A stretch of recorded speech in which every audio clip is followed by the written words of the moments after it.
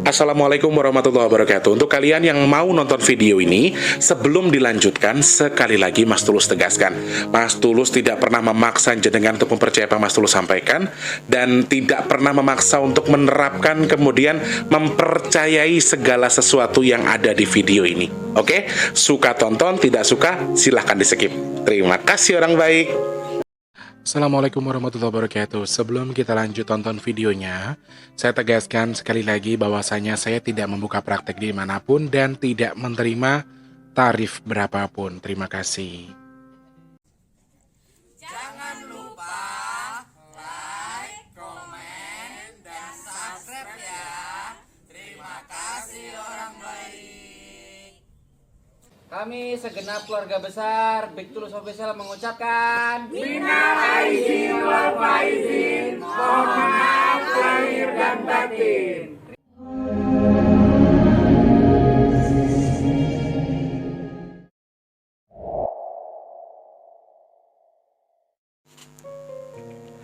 Assalamualaikum warahmatullahi wabarakatuh. Salam sejahtera untuk kita semua dan juga salam jumpa untuk para subscriber Big Tulus Official dimanapun kalian berada ya. Alhamdulillahirrahmanirrahim, ketemu sama Mas Teh lagi di kesempatan hari ini. Dan Mas Teh ucapkan dulu selamat pagi, siang, sore, dan juga malam untuk para subscriber Big Tulus Official tanpa terkecuali dari Sabang sampai Merauke, dari Papua sampai Pulau Rote, dalam dan juga luar negeri. Mas Teh ucapkan selamat datang kembali di channel Big Tulus Official dimanapun kalian berada yang sedang menyimak hari ini. Hahaha. Apaan sih? Selamat pagi, siang, sore, dan juga malam untuk para subscriber Big Tulus Official semua tanpa terkecuali. Yang baru pertama kali nonton video ini atau yang baru pertama join, Mas ucapkan salam kenal. Jangan lupa langsung di subscribe, dihidupkan tombol loncengnya. Dan juga buat kalian yang sudah sering bolak-balik ke sini, Mas ucapkan selamat datang. Mas minta sedekahnya dengan dibantu like, di share, dan juga minta sedekahnya dengan tidak men-skip iklan ya. Selamat pagi, siang, sore, dan juga malam untuk para keluarga besar Indonesia yang saat ini sedang dalam kondisi merayakan suasana lebaran, masih berkumpul bersama keluarga dalam suasana yang sukacita, bahagia pasti, amin. Dan Mas Teh doakan mudah-mudahan ketika kembali ke tempat perantauannya diberikan selamat sampai tujuan, dimudahkan segala urusannya, amin ya Allah ya. Terima kasih dan terima kasih banyak untuk para subscriber ya. Mungkin pas video ini tayang Mas Teh sudah berada di Lampung posisinya ya. Jadi Mas Teh akan berangkat ke Lampung untuk menyelesaikan sesuatu, untuk mengerjakan tugas atau kewajiban Mas Teh sebagai seorang anak ya. Mas Teh akan ziarah ke kampung. Kampungnya Mas Teh di mana toh? Di Lampung Timur, di Wai Jepara. Terus tempat tinggalnya Mas Teh di mana? Di Tulang Bawang, di Kabupaten Tulang Bawang, tepatnya di Kecamatan Rawajitu Selatan. Wow, jauh ya. Banyak yang bilang, Mas Teh orang Rawajitu ya, iya jauh banget Mas Teh, sumpah dari kota jauh banget ya. Jangankan dari kota, dari kabupatennya saya jauh banget ya. Tapi ya udahlah, dinikmatin aja lah sambil apa namanya menyelam minum air ya kan, sambil healing sambil pulang, sambil jalan-jalan menikmati suasana keadaan di kampung. Meskipun ya katanya di kampung juga sekarang lagi hujan terus ya, mudah-mudahan jalannya nggak rusak, karena aduh sayang banget ya kalau jalannya rusak, kendaraannya nyampe sono pasti kotor ya toh, terus nyampe Jakarta kotor lagi. Yo, rek, tak dok nih kok muni. Selamat pagi, siang, sore, dan juga malam untuk semuanya. Untuk teman-teman yang masih pengen bantu nasi box, sangat masih tunggu gimana caranya Mas Teh kalau bantu sedekah nasi box. Langsung transfer minimal Rp12.000 satu nasi box. Transfernya ke nomor rekening yang ada di kolom deskripsi. Caranya mudah sekali. Klik kolom deskripsi, lihat nomor rekening BRI atas nama Tulus Rianto. Transfernya 12.000, maksimalnya unlimited ya. Terima kasih orang baiknya sudah bantu sedekah tanpa terkecuali saja. Dan untuk yang mau pesan minyak bidara, sementara waktu juga masih closing order, jadi tidak ada pemesanan, belum ada pengiriman, jadi tidak bisa diganggu gugat. Masih juga nggak bisa apa-apa karena kan suppliernya nggak bisa nyetok, jadi pasti nggak bisa kirim minyak bidaranya saudaraku. Kapan-kapan kalau sudah mulai ada sekitar tanggal 10-an bisa Mas Teh kirim lagi. Kalau mau pesan minyak bidara gimana caranya Mas Tulus? Klik kolom deskripsi, ada nomor WhatsApp khusus pemesanan minyak bidara ya. Langsung hubungi Mas Tulus di situ, kirimkan nama penerima, nomor HP, alamat lengkap, kode pos, dan lain sebagainya. Setelah barang dikirim, diketahui ongkos kirimnya berapa, baru silahkan jenengan transfer ke Mas Tulus. Nomornya ada di kolom deskripsi ya. Manfaatnya apa aja tuh Mas Tulus? Banyak, buat berbagai macam jenis penyakit ya teman-teman. Khususnya, wabil khusus lagi untuk ruqyah mandiri, untuk pengusiran energi tubuh, energi buruk yang ada di tubuh kita. Silahkan bisa dikonsumsi dengan cara diteteskan 5 tetes langsung ke tenggorokan, didorong pakai air hangat supaya tidak nyelak. Biasanya kalau pertama kali minum biasanya langsung kayak pengen muntah, karena saya rasa hampir semua manusia punya jin di tubuhnya ya, nggak ada manusia yang nggak ada jinnya. Jadi sudah mungkin ada tekanan, jadi biasanya muntah. Kalau nggak muntah ya bagus, makanya Mas sarankan cara konsumsinya adalah diteteskan ke tenggorokan. Bisa juga untuk bisul, untuk koreng, kemudian buat pegel-pegel buat ngurut, atau anak yang susah bicara juga bisa. Maaf, mata yang juling atau mata yang kurang jernih ketika melihat itu juga bisa difungsikan ya. Silakan hubungi Mas Teh saja. Oke. Terima kasih untuk yang sudah membantu sedekah nasi box, sudah pesan minyak bidang tanpa terkecuali, yang sudah bantu-bantu sedekah, terima kasih banyak. Mas Teh doakan Allah tukar dengan rezeki lebih melimpah lagi, ditukar dengan disehatkan badannya, amin. Ditukar dengan dikabul hajat baiknya juga, amin ya Allah. Di Malaysia, abang-abangku bersama keluarga, Bang Muhammad Ridwan juga Ibu, mohon maaf lahir dan batin. Buat Pak Muhammad Yahya yang punya Singapura juga terima kasih selalu support saya tanpa terkecuali saja ya.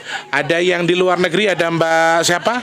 Ada Mbak Asri yang di mana ya, Mbak Asri yang ada di Amerika juga ada di sana ya. Pokoknya semuanya tanpa terkecuali selalu menjalankan lebaran. Bang Atin, ada Mbak siapa namanya? Mbak Yani yang di Jepang. Wah, pokoknya banyak banget lah ya. Kalau disebutin satu-satu ntar nggak cukup. Tanpa terkecuali saja terima kasih banyak. Pokoknya salam sehat, salam sukses ya.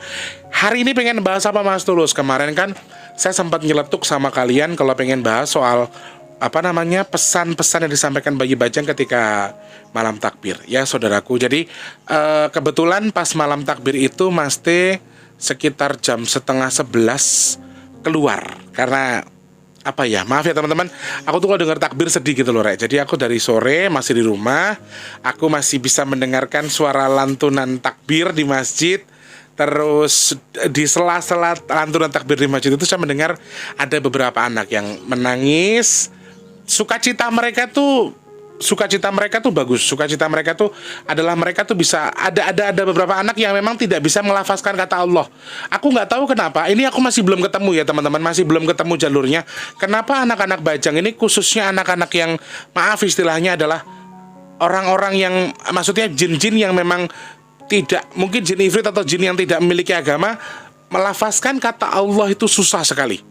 Melafazkan kata Allah. Jadi ketika menyebutkan Allahu Akbar, Allah itu ketika mereka tuh berhasil, mereka tuh girang teman-teman, lompat-lompatan gitu loh. Jadi pas tadinya Allah susah kan, ini kelipat.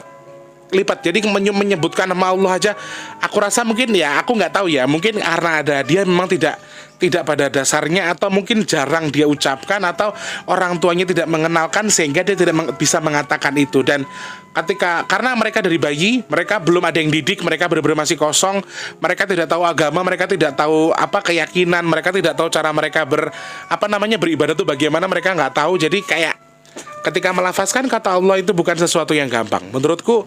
Ketika bisa menyebut Allahu Akbar, Allah itu pun masih agak-agak kayak anak-anak cedal gitu ya.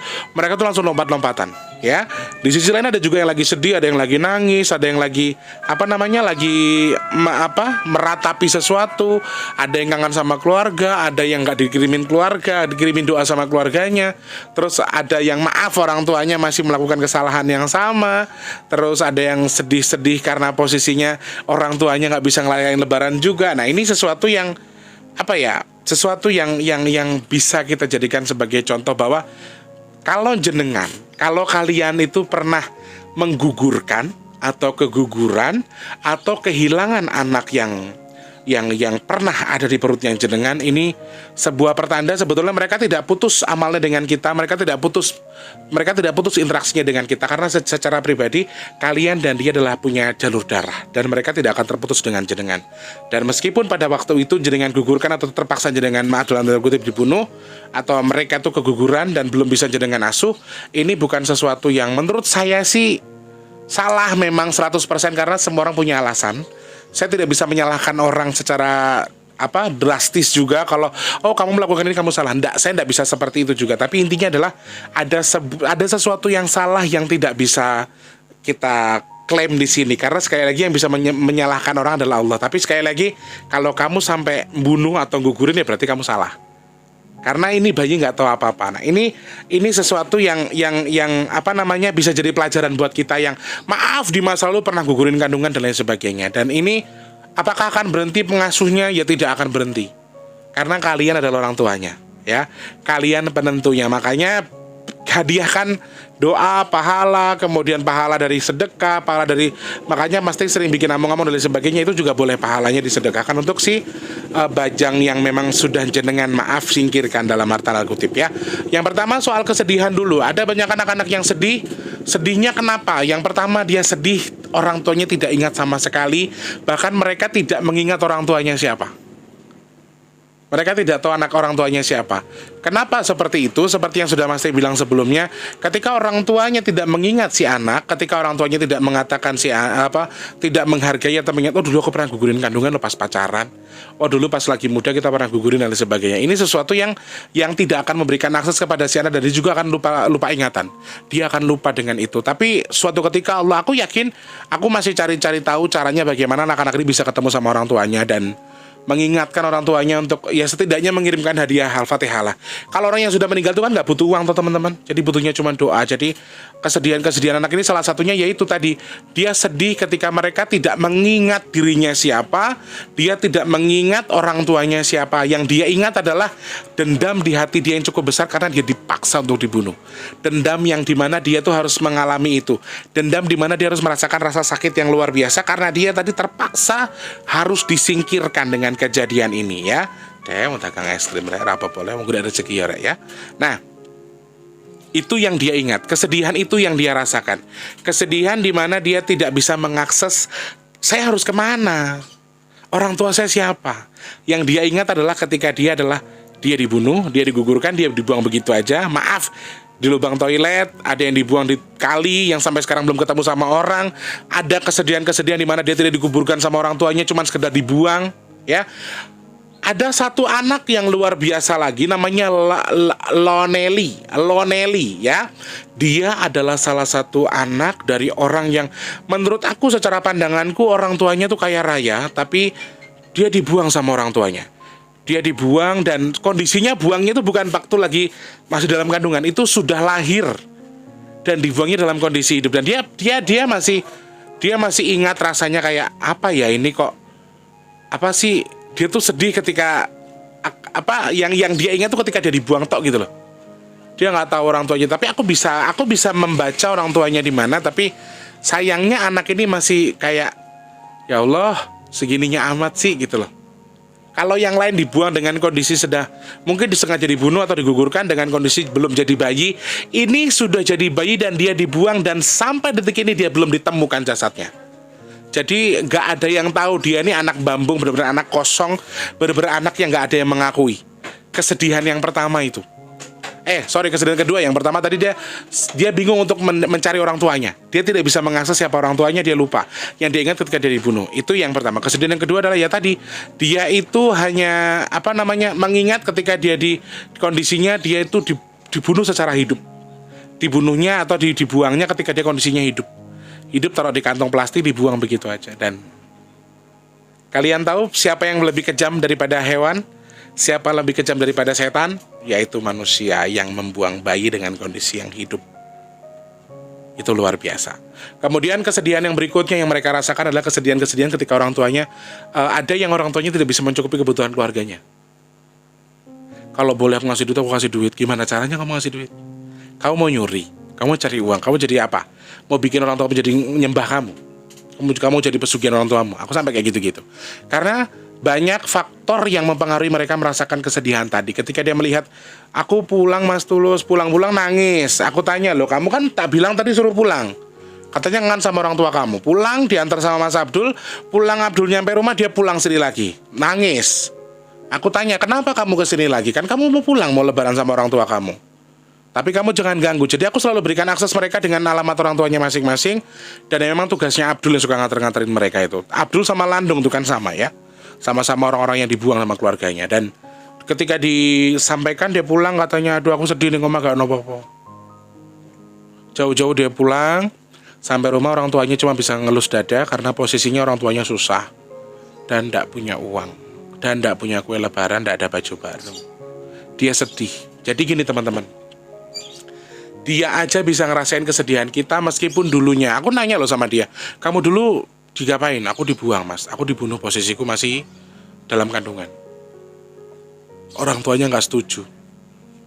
Dia gini teman-teman, secara dendam orang akan merasa, oh lu dulu nyusahin gua ya, lu dulu bunuh gua ya, sekarang gua bikin lu susah. Nah kebetulan Allah nih muter balikin nih, keluarga besarnya ini susah. Setelah dia gugurin kandungan ini, ternyata karmanya datang sekitar puluhan tahun kemudian, dan orang tuanya, bahkan orang yang gugurin kandungan itu juga termasuk nenek kakeknya, juga tidak setuju karena dia orang kaya dulunya. Dia nggak setuju, digugurkan, kemudian ditinggalkan begitu saja, dibuang, akhirnya digugurkan anaknya, ditinggalkan begitu saja. Dan bukan dikubur, teman-teman. Yang paling menyedihkan itu adalah masih banyak sekali anak-anak bajang yang dia itu tidak dikuburkan secara layak, hanya dibuang di lubang piteng. Bayang norek. Ya, karena sekarang masih banyak bidan-bidan, dukun-dukun urut yang masih melakukan itu. Ya, membantu dengan ramuan, kemudian dikeluarkan, dipaksa, dipencet, namanya dibunuh. Masya Allah.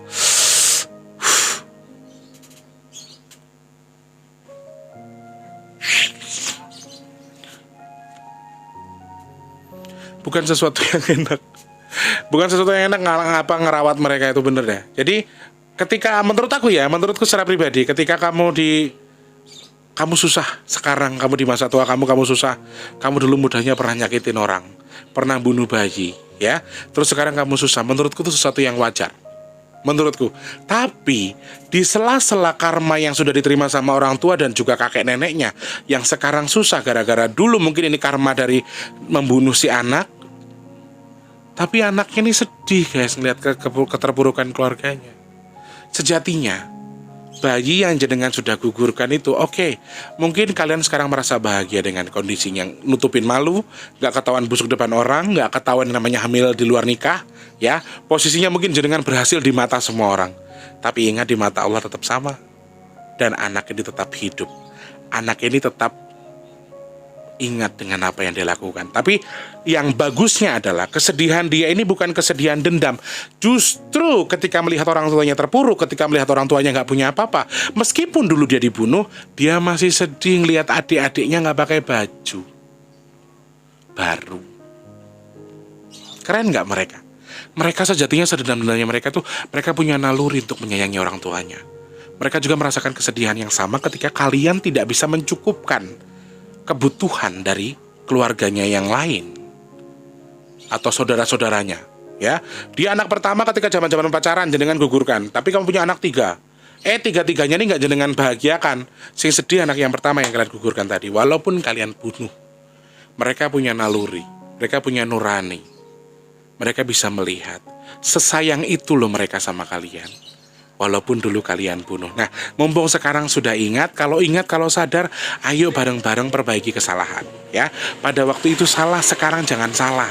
Jangan anggap, kalau ditanya orang anakku berapa, 3, karena nutupin malu lah orang dulu nikahnya di luar nikah, hamilnya di luar nikah, kok udah digugurin juga, ngapain dia nggak anakku cuma 3, padahal 4, yang 1 udah kamu gugurin sebelumnya. Itu tidak menghargai namanya. Jadi selalu, walaupun itu sebuah aib, tapi jangan pernah tutupi itu di depan orang. Anaknya berapa loh, Nduk? Kan nggak jelas juga, orang juga nggak tahu kita siapa. Orang nggak tahu itu anak hamil di luar nikah atau tidak. Tapi jangan katakan anakmu 3. Anakku 4 bu, yang 1 dipundut sama Allah, belum bisa diemong, belum bisa digendong. Mudah kan? Setidaknya kamu tidak menghilangkan nama dia. Dia membenci kamu itu hanya sebatas dendam karena ada iblis di hatinya. Tapi setelah mereka mengerti bahwa oke, kondisinya banyak yang belum muslim loh anak-anakku ini, tapi mereka juga tidak membenci orang tuanya sebenci apapun itu. Nggak pengen bunuh orang tuanya, nggak pengen lihat orang tuanya susah malahan, ya. Ada memang yang jujur, yang sebagian seperti itu, pengen bikin emaknya sakit, pengen bunuh bapaknya, pengen bunuh. Yes, ada, tapi tidak banyak. Lebih banyak lagi ketika mereka merasakan kesedihan. Ya ini, si sosok ini, mereka merasakan merasa sedih ketika orang tuanya nggak punya apa-apa. Ini sesuatu pertanda yang bagus loh. Kita udah bunuh, kita singkirkan, gak kita anggap bertahun-tahun, tapi masih sayang sama kita. Dia nangis ketika ngeliat kita gak punya apa-apa. Apa gak naluri yang bagus? Nah, sekarang waktunya jenengan menyadari, oh ya, orang atau anak yang setulus itu kamu tinggalkan, kamu buang begitu saja. Nah, waktunya kamu sadar sekarang untuk memperbaiki apa yang sudah seharusnya kamu perbaiki.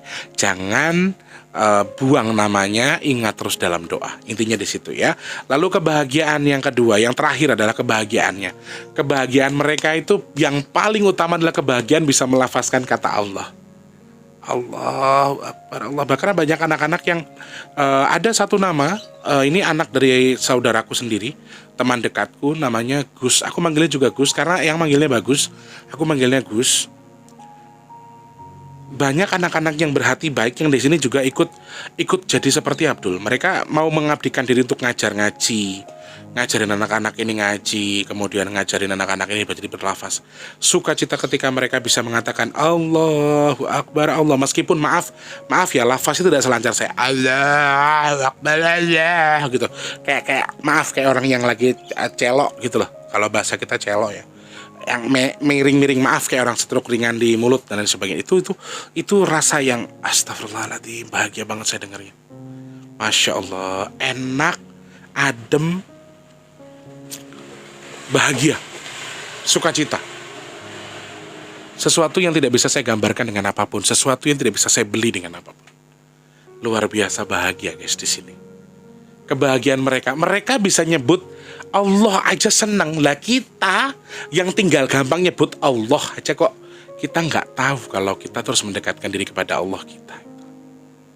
Mereka tuh sukacitanya itu bisa dapat senang. Terus sukacitanya lagi, banyak orang tua yang menghadiahkan, ternyata tanpa menonton videonya Mas Teh pun mereka banyak yang bersedekah diniatkan untuk anak-anaknya. Jadi aku melihat banyak anak-anak yang menggunakan kostum-kostum atau baju-baju baru yang dihadiahkan dari orang tuanya untuk si anak, sehingga membuat anak-anak ini menjadi lebih ganteng dan cantik. Anak-anak ini mendapatkan baju-baju baru. Jadi hampir sebagian besar anak-anak Bajang yang saya asuh itu menggunakan kostum baju-baju baru.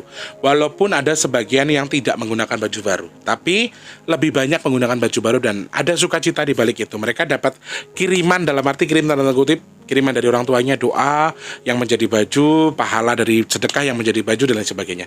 Ini sesuatu yang baik ya. Banyak anak-anak menonjol di sini yang memang menurut aku sesuatu yang patut untuk diceritakan, sesuatu yang bagus, sesuatu yang baik untuk kita terapkan di diri kita karena mereka mengabdikan diri kita. Bahkan ada yang sempat yang bilang, aku akan tetap di sini, aku nggak akan pulang terkecuali Allah mengizinkan aku pulang kepada orang tua aku. Jadi dia tidak memilih orang tuanya tapi memilih untuk mengabdikan diri di sini. Ini sesuatu yang baik ya. Aku rasa orang tuanya juga akan bangga ketika kita punya anak kita mengabdikan diri untuk agama dan menyatukan diri untuk agama, ikhlas menjadikan dirinya menjadi, maaf dalam tanda kutip, budak agama, tapi dia ikhlas gitu loh. Kalau aku jadi orang tuanya juga aku bangga meskipun aku tidak bisa melihat anakku dalam hal itu. Tapi aku tidak mengizinkan itu ya teman-teman. Aku selalu ingatkan mereka untuk kowe di wong tua kowe kudu mulih. Kamu punya orang tua, kamu harus datang, kamu harus tengok, kamu harus tahu kondisi orang tua kamu seperti apa ya. Banyak kesedihan, kebahagiaan. Salah satunya itu tadi, beberapa teman-teman yang bahagia dan sedihnya itu tadi. Tapi kalau paling sukacitanya yang aku senang tuh ya mereka ketika bisa, aku bisa ngomong Allah, aku bisa ngomong Allah. Manggil aku tuh Le kan. Jadi aku tuh seneng piye ya. Aduh. Gak bisa digambarkan lah, gak bisa diceritakan dengan sesuatu yang pokoknya seneng bahagia, sukacita lah intinya di situ, dan itu tidak bisa dibeli dengan apapun menurut aku ya. Jadi itu bukan sesuatu yang salah, tapi itu sesuatu yang luar biasa ya teman-teman ya. Itu kira-kira, jadi teman-teman aku punya tips dan saran buat kalian yang pernah menggugurkan kandungan ketika jenengan di masa muda dulu atau kapanpun pernah jenengan lakukan, atau beberapa waktu dekat ini, hubungan di luar nikah, hubungan sama suami orang atau istri orang yang salah, kemudian selingkuh dan lain sebagainya. Aku ingatkan kalau memang sudah hamil jangan sampai digugurkan ya, karena mereka tidak tahu apa-apa. Kalau jenengan tetap ngeyel ngelakuin itu, sekali lagi yang jenengan lakukan adalah sesuatu yang jelek. Kalau kamu nanam jelek, kamu panennya apa? Panennya juga jelek, dan ini bukan sesuatu yang baik. Ini sesuatu yang salah, sesuatu yang tidak patut untuk kita lakukan ya. Mudah-mudahan video ini bisa menambah wawasan buat kita, buat jenengan-jenengan pernah lakukan kesalahan, pernah maaf dalam tanda kutip menggugurkan kandungan atau keguguran dan sebagainya. Semoga menambah wawasan buat kalian yang pernah melakukan atau mengalami ini ya. Insya Allah ketemu sama Mas Teh dengan kesempatan. Mudah-mudahan video-video selanjutnya akan segera tayang meskipun Mas Teh sudah di Lampung nanti ya. Terima kasih banyak orang baik. Mas Teh doakan untuk yang sedang sakit semoga cepat sembuh, amin ya Allah. Yang rezekinya lagi seret semoga dilancarkan, amin ya Allah. Allah. Yang lagi dalam kondisi kurang baik, semoga cepat baik. Yang sudah baik menjadi lebih baik, amin ya Allah. Yang belum punya rezeki, semoga dilancarkan rezekinya. Yang dihutang orang, ditanggung orang, semoga cepat dikeluarkan sama Allah, diizinkan, amin. Untuk yang punya kerjaan, punya dagangan, niatan baik, apapun semoga Allah lariskan dagangannya, Allah kabul hajatnya, amin. Yang belum kerja cepat kerja, yang sudah kerja rezekinya berkah, semoga Allah jadikan saya dan juga jenengan semua orang-orang pilihan Allah yang terhindar dari virus, penyakit, bala dan juga musibah, amin ya Allah. Oke orang baik, terima kasih banyak. Master harus pamit dulu, insya Allah ketemu sama Master di lain kesempatan, ketemu di video-video selanjutnya. Jangan lupa like, komen dan juga subscribe. Sampai jumpa, wassalamualaikum warahmatullahi wabarakatuh. Sehat selalu orang baik, dadah.